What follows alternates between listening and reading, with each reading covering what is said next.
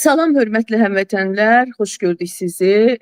Biz bugün çox dəyərli Güney Azərbaycanımızdan təmsil edən xanım, çox qiymət verdiyim, hörmət elədiyim və sevdiyim Pınar Şakir xanımla birlikdə Güney Azərbaycandakı vəziyyətlə bağlı dəyərləndirmələrimizi sizinlə bölüşmək qərarına gəldik və bundan sonra imkan daxilində həftəlik hadisələrin gedişatına baxaraq, bəlkə 2-3 gündən bir qonaqlar da çağıraraq proqramlarımızla sizə daha dəqiq məlumat verməyə çalışacağıq. Çünki gördük ki, Güney Azərbaycanın son dövrdə İranın içindəki bu hadisələrdə Güney Azərbaycanın xəbərləri biraz kölgədə qaldı, yetərincə diqqət cəlb eləmədi. Həm Quzey Azərbaycandan, həm Türkiyədən, həm dünyadakı türklərdən Güney Azərbaycana yetərincə dəstəyi cəlb eləmək üçün əlimizdən gəldiyi qədər məlumat verməyə çalışacağıq. Pınar xanım sizinlə salamlaşsın, başlayaq. Salam ərz edirəm sizə dəyərli Aynur xanım və dəyərli izləyicilər. Buyurun Aynur xanım, buyurun siz başlayın söhbətə. Bilirsiniz ki, İranın vəziyyəti son dönəmlər yenə çalxantılar var içərisində, ayaqlanmalar var, etirazlar var. Bu etirazların fonunda biz təbii ki, Azərbaycan'da Türkiye olaraq və Türk dünyasının tam ortasında olduğu üçün hər bir ölkədə insan haqlarına hörmət istəyirik, demokratiya istəyirik, bu ayrıdır, qanunaliliyini istəyirik. Amma bizim təbii ki, İrandakı bütün proseslərin fonunda ilk ələ alacağımız, ilk ələ almamız gərəkən məsələ Güney Azərbaycan. Biz orada həmvətənlərimizin, canlarımızın, qardaşlarımızın, soydaşlarımızın həyatın, haqqını, tələbini öndə tutmalıyıq. Ondan sonra İranın ümumi vəziyyəti necə olacaq? Bunu dəyərləndirməliyik. Pınar xanım son oradakı hadisələri bir ələ alsın, görək nələr baş verir, bu dəqiqə vəziyyət necə? Çox doğru. Aynur xanım, bugün İranda əslində yaşananlar sıradan bir protesto dalğası deyil əslində. Bu zor, şiddət, ölüm və qorxu üzərinə qurulmuş bir rejimin çöküşüdür, çözülmə sürəcidir. Dövlət ilə toplumun arasındakı o bağ qopubdur. İrandakı mevcud protestolar tək bir nədənə dayanmır. Ekonomik çöküş, ağır yoxsulluq, sistematik yolsuzluq, siyasi baskı və kimlik sorunları iç-içə geçmiş bir durumdadır.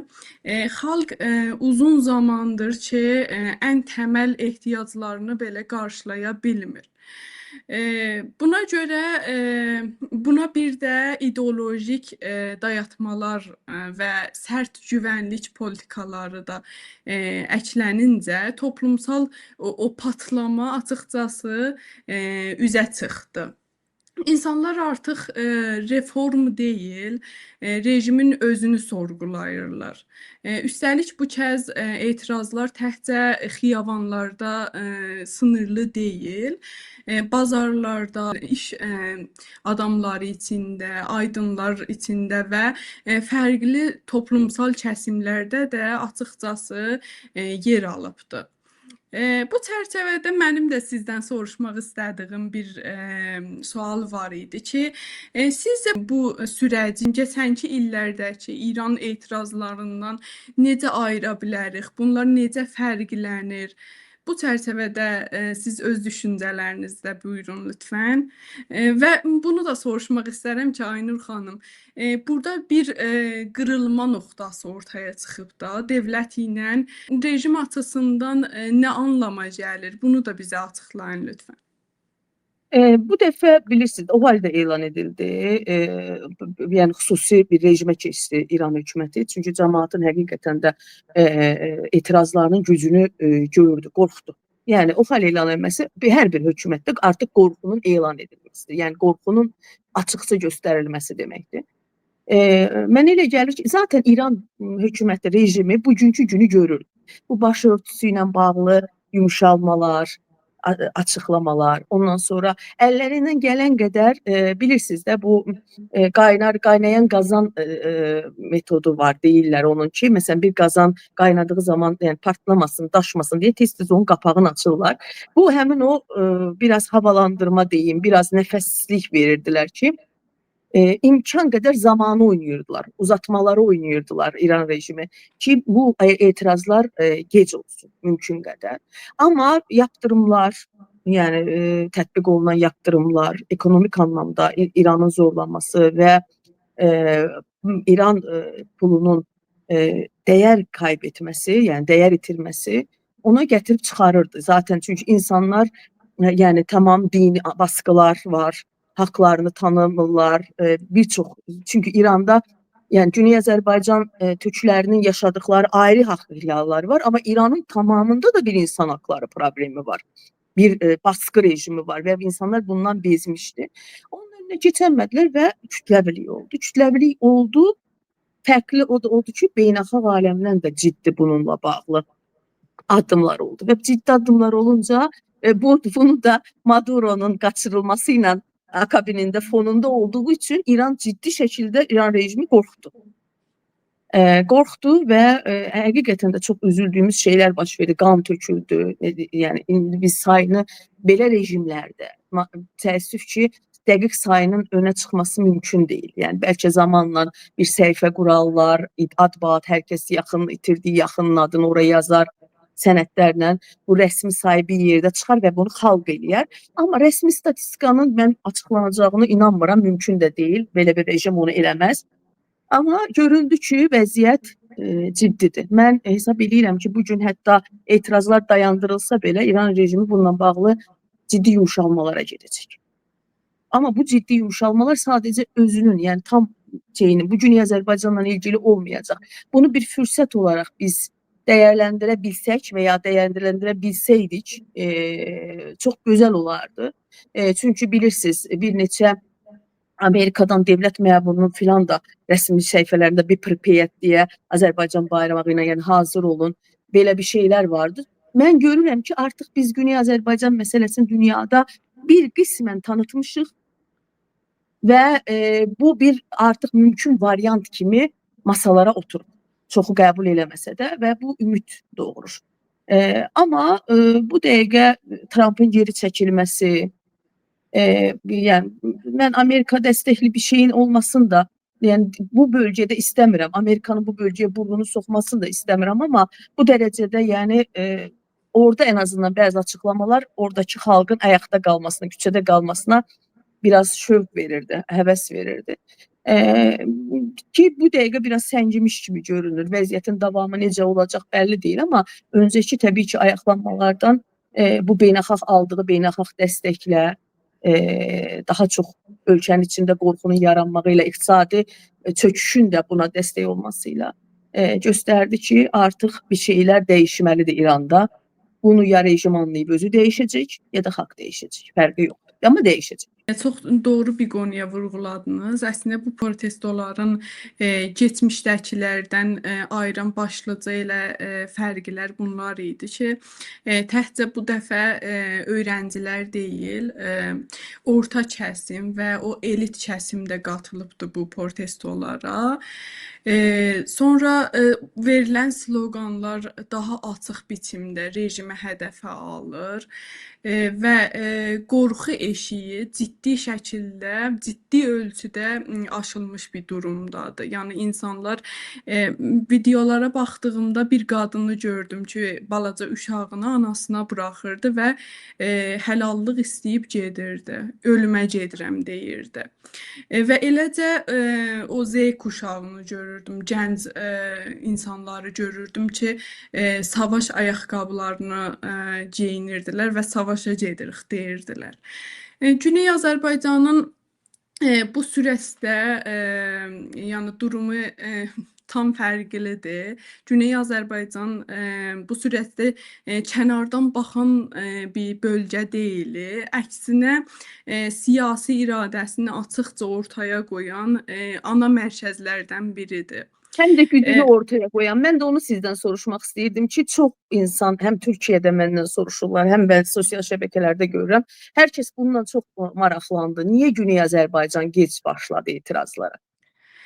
Aynur xanım, Güney Azərbaycan türk milləti həm mövcud İslam Cümhuriyyəti rejimini, o vilayət fəqih sistemini, həm də onu ikamə etməyə çalışan Pəhləvi, monarşi tipli mərkəzçi və fars odaqlı alternativləri net biçimdə rədd etməkdə idi. Bunun üçün də o fars mərkəzli insanlar ki, çağırırdılar, gəlin, siz də qalxın, savaşın, onlara yox deyirdi. Bir tərəfdən də Pəhləvinin Rza Pəhləvi var idi ki, çıxırdı deyirdi, millətə deyirdi çıxın. Güney Azərbaycanda qətiyyən Pəhləvilərə yox deyirdi. Bunun üçün Güney Azərbaycan milləti elə bir zamanda ortaya çıxdı ki, milli təşkilatlarımız çıxın dedilər və o fərqləndi o durum. Meydanlarda Əndoqla yüksələn bağlı Pınar xanım bir şeyi də burada çox üzr istəyirəm, tamaşaçılar üçün əlavə eləmək istəyirəm sizin fikrinizə qüvvət olaraq. Bununla bağlı mən beynəlxalq konfranslarda Avropada özəlliklə o iştirak elədiyim zaman çox qəribə bir şeylə qarşılaşmışam. İranın içində demokratiya istəyən, rejim dəyişikliyi istəyən farslar belə Güney Azərbaycanı sevmir. doğrudur, çox Güney doğrudur. Azərbaycanı dəstəkləmir. Ona görə də bizimkilər bəziləri ki, gedib o Pəhləvi bayrağının altında oturub onlarla birlikdə insan haqları ilə bağlı söz deyirlər. Bu çox yanlış görüntü verirlər. Onlara güc verirlər, bizi zəif eləyirlər. Çünki o adamlar sabah çıxanda yenə Güney Azərbaycanı istəməyəcəklər. Güney Azərbaycanın müstəqil olmağını istəməyəcəklər. Bizim burada öz problemimizi özümüz, öz dərdimizi özümüzün çözməmiz lazımdır. Çox Buyurun. doğrudur. Buna görədir ki, Güney Azərbaycanda millətimiz eşiyə çıxanda, meydanlara çıxanda açıqca öz sözünü deyibdi. Və dəfələrcə bu şüarları veribdi. Elə bu dəfə də aynı şüarları ilə elə idamə verirdi ki, nə şahçıyam, nə şıxçı, milliyyətçiyəm, millətçi. Azərbaycan şərəfdir, Pəhləvi bir şərəfdir. İşte. Yəni burada o qopuqluq tam ortadadır zaten ki, Güney Azərbaycan nə İran rejimini, İran İslam rejimini, hökumətini istəyir, nə də ona alternativ ola biləcəyi olan göstərilən Pəhləvini istəyir.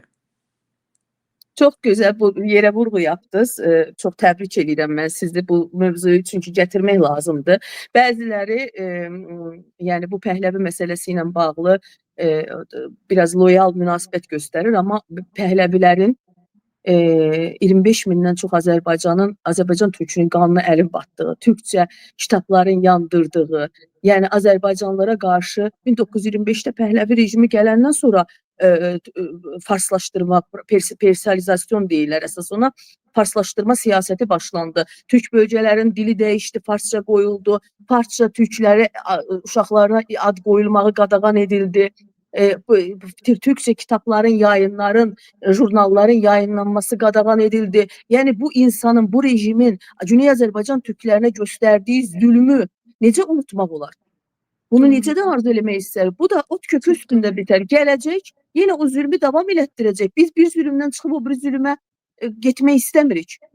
Mən millətimin orada yenidən zülm altında qalmağını istəmirəm. Ona görə də şahların istəyirlər və bununla bağlı çox qürur duyduğum bir nöqtəni də söyləmək istəyirəm. Buyurun. O məktəbdən məhrum buraxdıqları türklər bugün küçələrə bir hökumət, bir demokratik rejim təklifləri ilə çıxırlar, şüarları ilə çıxırlar. O məktəb açdıqları farslar hələ də illər, 10 illiklər əvvəlin rejimində qalıblar. Bir şah rejimində qalıblar. Yəni müasirlik, demokratiya onlara o məktəblə də gələ bilməyib. Amma Güney Azərbaycan türkləri özlərini o qədər gözəl yetişdiriblər ki, o milli hökumətin davamını istəyirlər və bir şəxsin ətrafında toplaşmırlar. Bir qurumun, bir demokratik rejimin timsalında birləşirlər və bu etiraz tələb edirlər. Mən çox qürur duyuram bununla. Çox gözəl vurğuladınız Aynur xanım. Əslində Güney Azərbaycan bu gün bunu səsləyir ki, azadlıq, ədalət, milli hökumət istəyirəm. son dövrlərdə, son zamanlarda Pəhləvi rejiminin varisləri İrandakı bu etirazları manipulə etməyə çalışırlar. Saxta videolar və təhrif olunmuş görüntülərlə xalq bizi çağırır, xalq bizi istəyir görüntüsü yansıtmağa çalışırlar. Oysa Güney Azərbaycan türkləri illərdir ki, öz sözünü deyibdi. Pəhləvilərlə bizim aramızda qan davamız vardı. Pəhləvilər bizim üçün heç bir zaman alternativ olmayıb və olmayacaqdı. Türk dilində kitablarımızı yandıran, aydınlarımızı edam edən, 21 Azəri qanla bastıran Pəhləvi sülaləsi Güney Azərbaycan xalqı üçün legitim olan deyil, yəni ola da bilməz. Mümkün deyil, bəli. Bu çox doğru. Bu təkcə siyasi yox, tarixi və mənəvi bir məsələdir. Burada sizdən də bir sual soruşmaq istərdim ki, bu etirazlar fondunda Pəhləvi yenidən gündəmə gətirilməsi haqqında siz nə düşünürsünüz? Necə oldu ki, Pəhləvi yenidən gündəmə atıldı? Alternativləri yoxdur birincisi. Yəni mən elə bir lider bu günə qədər heç məsələn Avropada filan da farsların haqları ilə, yəni bu insan haqları ilə məşğul olanlar arasında elə bir yəni bir şəxs görmədim. Yəni dəyərlər üzərindən irəliləyə bilmədiklərinə görə də bir şəxs üzərində qalırlar. Amma yəni Pəhləvini də necə göndərdikləri bəllidir də. Yəni o da tarixdir. Hər şey göz qabağındadır. Yəni elə bil öz bəlalarını təzədən geri çağırırlar. Bir bəlanı göndərib bir bəlanı çağırmışdılar. İndi yenə bir bəlanı göndərib başqa bir bəlanı çağırırlar. Və yəni alternativləri olmadığı üçün də mən hesab eləyirəm ki, bundan bir perspektiv olmayacaq. Hətta bilirsiniz, bugünkü açıqlamalarda da Qərbdən bir çoxu deyib ki, biz Pəhləvinin orada çox insan tərəfindən qəbul edilə biləcəyinə inanmırıq. Yəni Pəhləvi özü də bilir bunu. Yəni o dəstəyi görmədi. Sizin dediyiniz o saxta videolar da oradan yarandı. Yəni əsl video olsaydı elə gərəkən dəstək videoları olsaydı onlarla ilərləyərdilər. Yəni saxta videoya heç bir ehtiyac qalmazdı. Mən inanmıram ki, Pəhləvi İranın özünə belə, yəni biz indi Güney Azərbaycan türklərindən bir tuturuq, amma bu gün gəlsə İranın özünə belə, farsların özünə belə çox böyük vədlər təqdim edə bilsin. Mümkün deyil. Yəni o konuşmalarını da mən izlədim. Çünki deyir düşməni yaxşı bilmək lazımdır, öyrənmək lazımdır düşməni. İzlədim. Yəni o böyük perspektiv yoxdur onda. Biz yenə də öz yolumuzla ona görə davam eləməliyik. Elə milli hökumət davasından davam eləməliyik. Bu ən gözəl perspektivdir bizim üçün. Aynur xanım, əslində bu Riza Pəhləvi atasının xalqdan çalıb-çapıb apardığı pulları ilə eləyə bildi ki, güclü bir propaganda edinsin. Və o yüzdən də ki, bu günlər bu qədər bold olaraq görünür, yəni özünü göstərməyə çalışır. Ancaq gerçəkdən sizin söylədikləriniz çox doğruydu o konuda. Eləyə Yəni bilməyəcək. bu qədər para ilə mənim üçün çox qəribə bir şey var ki, Qərb də yetişdirmədi. Çünki normalda biz bilirik ki, Qərb də özü məsələn hədəf göstərdiyi bir yer varsa, əgər oranı məsələn orada bir dəyişiklik düşünürsə, ki mən indi örnək demək istəmirəm, müəyyən örnəklər var onunla bağlı. Ora bir lider kimi birini yetişdirir, dəstəkləyir. Qərb də yetişdirmədi. Yəni Qərb də İranla bağlı.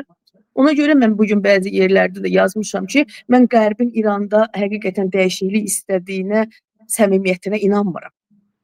Açıqlamalar verdilər Amerikada, Avropada, biraz qısnadılar, amma İranla bağlı həqiqi nə qədər dəyişikliyə hazırdılar, yəni o səmimiyyət varmı, mən ondan biraz şübhəliyəm. Çünki Maduranı evin içindən götürən Amerika, yəni siz inanırsınızmı məsələn İran üçün heç bir addım atmadı. Sonra da deyir ki, etirazlar dayandırıldı. Yəni çox belə adekvat deyildi açıqlaması. Ona görə də mən o dəyişiklik səmimiyyətinə inanmıram. Yəni necə olacaq görəcəyik. Aynur xanım, əslində bunu göz ardı etməməliyik ki, İran rejimi bu gün təkcə iç baskı ilə deyil, o dışarıdan da ciddi biçimdə sıxışmış bir durumdadır. Məsələn, elə az öncə vurğuladınız. Məsələn, Trumpın başqan olması ilə birlikdə o sərt yaptırımların geri dönməsi bu neçə ilin içində. Sonra məsələn, Trump və Netanyahunun İranın bölgədəki o proksi güclərinə vurduğu o darbələr.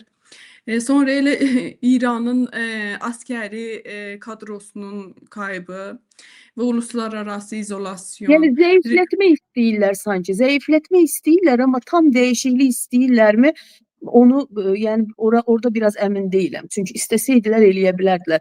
Tam İran Cumhurbaşqanının qonağı olan, İran rəhbərlərinin qaldığı bir yerdə qalan bir terror qrupunun rəhbərini vura bilən güclər. Siz inanırsınızmı, yəni bu indiki yönətimin başında olanları vura bilməsən? Sıxışdırıb gücdən salıb öz şərtlərinə razı eləmək istəyirlər məncə. Düzdür, sadəcə o İran rejiminin o manevral alanını yazdıq, yəni sıxışdırıbdı, daraldıbdı. Bəli. Ona görə yəni bu vəziyyətdən də istifadə eləyib biz necə Güney Azərbaycanı qurtara bilərik, onunla bağlı ciddi bir proqram hazırlamalıyıq. Yəni bu gün gedib, məsələn, mən sizə deyim, xaricdə Pəhləvi dəstəkçiləri ilə birlikdə etiraza çıxan mən Güneylilərə çox qınadım. Yəni heç bir şəkildə biz özümüz yığışa bilərik, 3 nəfər olsun, 5 nəfər olsun. Gedək biz yenə də İran konsulluğunun qarşısında etirazımızı eləyək, amma Pəhləvi dəstəkçiləri ilə birlikdə getməyək. Yəni ora sayı qatmayaq. Yəni bu barədə dəstək olaq. Çünki bizim hələ çox işimiz var Pınar xanım. Bax biz məsələn Türkiyədə də hələ özümüzü yaxşı tanıda bilməmişik. Çox təəssüf ki, Türkiyədə belə bir fikir var ki, İran dağılsa sonra növbə Türkiyəyə gələcək. Amma bu mifi dağıtmaq lazımdır. Yəni mən Avropanın, Qərbin, Amerikanın İranla bağlı bir planı var, bölgə ilə bağlı bir planı var. Bizim niyə planımız yoxdur? Biz nəyi gözləyirik? Biz də onda qarşı plan quraq, anti plan quraq onlara qarşı. Deyək ki, bəli, onlar bugün İranı dağıdacaqsa biz də oradakı 40 milyon türkü alacaq qanadımız altına bir Türk birliyi quracaq, daha da güclü olacaq. 120 milyon, 130 milyon, 140 milyon olacaq. Yəni bunun planını qurmaq lazımdır. Biz gücümüzə güc qatıb böyüməyi düşünməliyik. Biz ömrü boyu müdafiə xəttində yaşaya bilmərik. Siz təsəvvür edin, bir futbol komandasıdır. Hər zaman müdafiədə oynayır. Onun qazanma şansı varmı? Yox. Yox. Yəni əgər həqiqətən də Türkiyə rəsmiləri hesab eləyirlərsə ki, İran dağılandan sonra hədəf Türkiyədir, onda İranın dağılması ilə bağlı özlərinin bir planı olsun ortaya. Güney Azərbaycanı tutaraq, o 40 milyonla biz birləşək, federasyon quraq, birlik quraq, yəni onun 1000 dənə variantı var. Onlarla böyüyək, daha güclü olaq. Biz nə qədər müdafiədə qorxub gizlənib, orada da bizim qardaşlarımızın qanı tökülür axı. Həyatı gedir axı. Yəni bugün, dünən, İsrağa gün rəhmətə gedən, hətta məsələn heç etirazlarda deyil. Həyatı bitib, 60-70-80 yaşına gəlib, həyatı bitib bir Güney Azərbaycan üçün rəhmətə gedib. O müstəqilliyi görmədi. O Türk dilində bir eğitimi görmədi. O Güney Azərbaycanın müstəqil olduğun, o insanların işğalından qurtardığın bir Farsın əlinin altında yaşamaqdan qurtarmağı görmədi. Biz onları düşünməliyik. Biz onların həyatı üçün mübarizə aparmalıyıq. Yoxsa ay ondan sonra sıra bizə gələcək, ay mən ehtiyatda dayanım, ay mən qorxudan ora dəstək verməyim, elə olmaz. Bugün çox təəssüf ki, siyasilər Uyğur türkləri ilə də bağlı eyni siyasəti göstərirlər. Çinin əlini sıxmamalıyıq biz. Biz türk qanına əli batan birinin əlini sıxmamalıyıq. Bu bizim qırmızı cizgimiz olmalıdır. Krım tatarları ilə də eyni cür, Güney Azərbaycanla da bağlı eyni cür prinsipial olmaq lazımdır. Düşməni unutmamaq lazımdır. Unutdunsa düşmən eyni faciəni bizə yenə yaşadacaq. Əslində çox gözəl vurğuladınız Aynur xanım. Mən də elə düşünürəm. Mən də bir dənə Güney Azərbaycan türkü olaraq, yəni bizim gözümüz gerçəkdən dünya türklərinə baxır indi.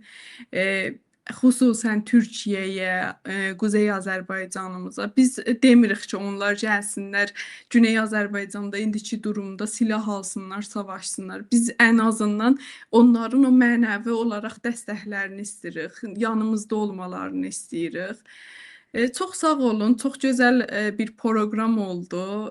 Gerçəkdən ümid edirəm ki, gələcəkdə də gözəl proqramlar edə bilək birlikdə. Çox sağ olun. Siz sağ olun. Mən çox təşəkkür eləyirəm ki, həm belə təşəbbüslə çıxış elədiniz, həm belə gözəl proqram sunursunuz. İllərdir mən də sizi təqib eləyirəm. Yəni bununla bağlı əməklərinizə çox böyük hörmətlə yanaşıram və o Çox sağ fikrinizə də olun. razıyam ki, bu gün Türk dünyası üçün şərəf məsələsidir, Güney Azərbaycan məsələsi. Türk dünyası Qazaxıstandan tut, Karay türklərinə qədər, bütün Orta Asiya, Azərbaycan, Türkiyə, Kırım, fərq eləməz. Harda bir türk varsa, Güney Azərbaycanla bağlı bu qədər dar ki, orada qan tökülür. Ən azından bir paylaşım eləyə bilər, bir kəlmə yaza bilər, etirazını göstərə bilər, dostlarına anlata bilər. Yəni bununla bağlı səsimiz olmalıdırlar, sözümüz olmalıdırlar.